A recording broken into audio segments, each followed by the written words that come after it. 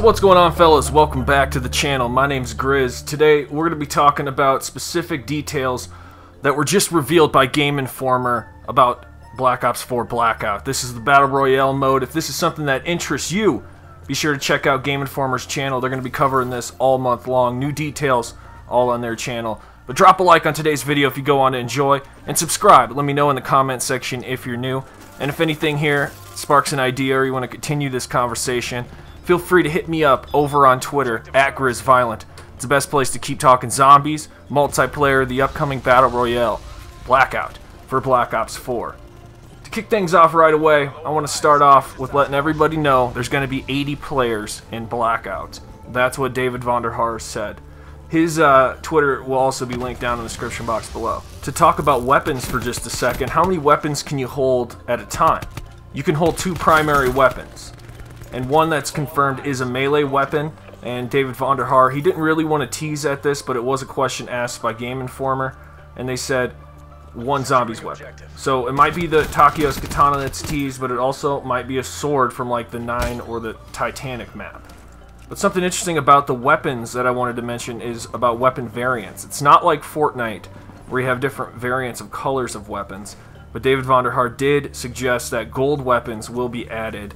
And I think this would be a good time to bring up the chart that Game Informer provided that said Blackout by the numbers. As it currently stands, Blackout has 3 tiers of health and armor, which we'll talk about here in a second, 8 primary ammunition types. So as you see that we have more weapons here, there's only 8 primary ammunition types, and some will be universal amongst each other. 12 equipment items, there will be 17 consumable perks, and those perks we'll talk about here in just a second as well. 17 weapon attachments, so attachments are confirmed, like if you want to add a red dot onto your weapon, etc. 17 of them will be available, and I imagine some attachments will only work for certain weapons. Not sure. There's going to be 24 different weapons and 125 items total. But these numbers could change before the game launches, and that was a note that was added to the bottom of that list. So there you go. That is the current standing of equipment and items right now as a total of what we got so far. It was also stated that 4 vehicles will be in the Blackout beta. By land, we'll be driving a cargo truck that holds 1 driver and 4 passengers.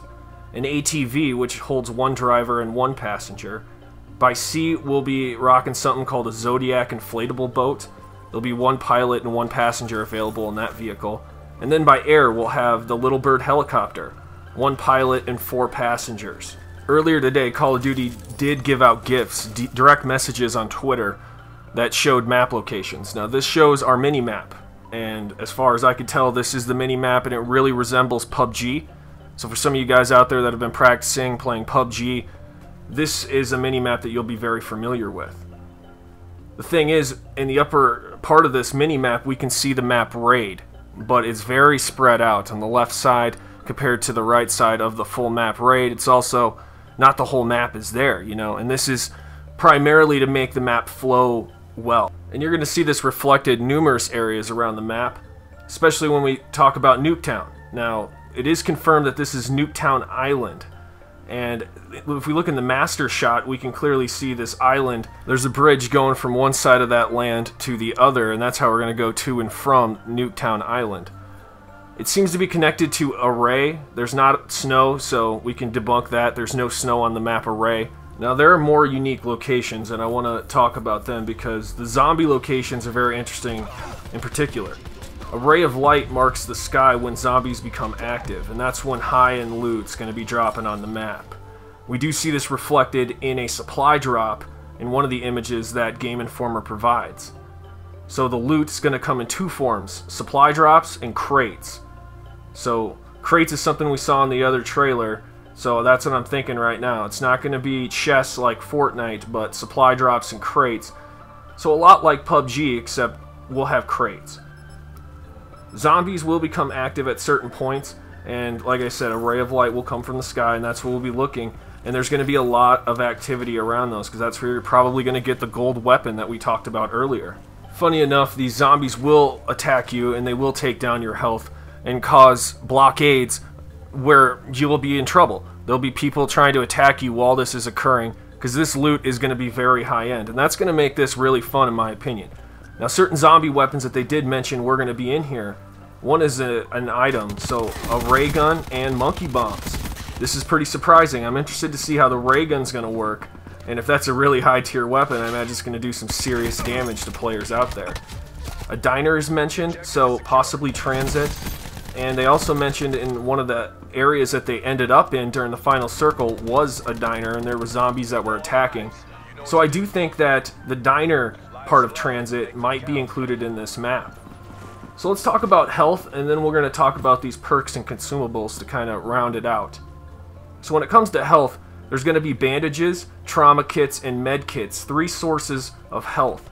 Now, I'm not sure about armor when that was talked about earlier, how that's going to work, but we do have bandages, trauma kits, and med kits confirmed when it comes to replenishing your health. There's going to be something called a stimulant. Now, I want to cover this when I talk about these powerful perks and consumables, so let's go ahead and go through that now. Blackout features some special perks that you won't find in standard multiplayer alongside tweaked versions of multiplayer perks. Check out some of the abilities you can use to get an edge on the battlefield. The first one's called Paranoia. This gives an audio alert when you're targeted by an enemy. Another one is called Skulker. You move faster while crouched and prone. It's like Stalker. Stimulant is one that I want to talk about. This increases the max health by 100. Might be a pretty debatable item. Let me know what you guys are thinking about this, because this is like body armor, but it says there's 3 different types of body armor. So stimulant increases max health by 100. So I'm interested to see how this is going to play out. Outlander reduces damage from circle, increase speed while taking damage from the circle. So if you have this perk for Outlander, you're going to get out of the Nova gas quicker. By the way, the storm, or the storm circle that you know from Fortnite, is going to be Nova gas. That's what David Vonderhaar said. I would like to see everybody be reanimated that was dead and become zombies, so you have an external threat in the actual storm, or the Nova gas storm. So I would like to see something like that, and having the Outlander perk would help you get away faster if everybody was reanimated into zombies. The final circle would be extremely interesting if you had all the zombies trying to run in and they're blocked by the Nova gas circle, and that's all you see. So if you get out of the circle and knocked out of the circle, you're going to run into trouble because there's going to be a ton of zombies. That's what I would like to see. That's not confirmed, but I would like to see that. The other perk is called Looter, and this reveals nearby stashes and items. Stashes is something we need to talk about because that's a type of loot that you can get from zombies. That's the loot crates. They're called zombie stashes. Iron lungs. Hold your breath longer while shooting sniper rifles or diving underwater. Now, if I'm going to talk about diving underwater for a second, the water has a current, so swimming upstream is very tough. It's pretty much the only note I have on that, besides hiding under the bridgeways are really good for when helicopters and stuff fly by. Consumer is the last one we're going to talk about, and this reduces the time to use items, heal, or revive teammates by 20%. So consumer, you're consuming things in faster. That's what that sort of perk's all about.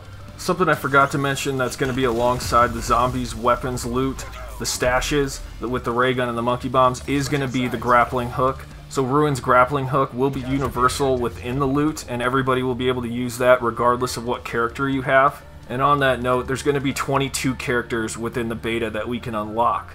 There's going to be character missions for each one of these now. XP progression through gameplay challenges will unlock these characters. But let's talk about health, because health is something a lot of you guys are probably wondering about since we talked about bandages, trauma kits, and med kits. The max health, the normal health, is going to be 150 just like multiplayer. But Stimulant says that you're going to increase the max health by 100 points, which makes me think it's going to be 250 health for those players. Not sure how the other armor is going to work when we put that on, since there's 3 types of armors.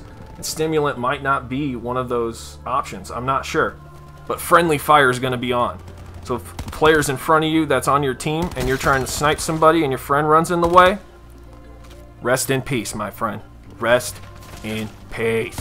But the last 2 things I thought were pretty interesting is if you're wondering about a headquarters, a social space, like we had in Call of Duty World War II, David Vonderhaar did say that that's not going to be in Black Ops 4.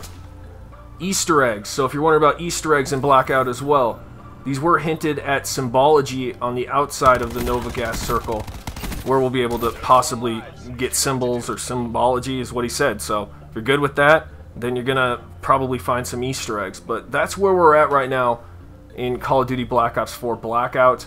All this information did come from Game Informer, and they will be linked down in the description box below. If you want to see the entire interview for yourself, it'll be right there. But this is a summary of that, and I hope you guys did enjoy, and you will subscribe to my channel and join the Grizz Force. I appreciate you guys, and I'll see you in the next video. Violent out.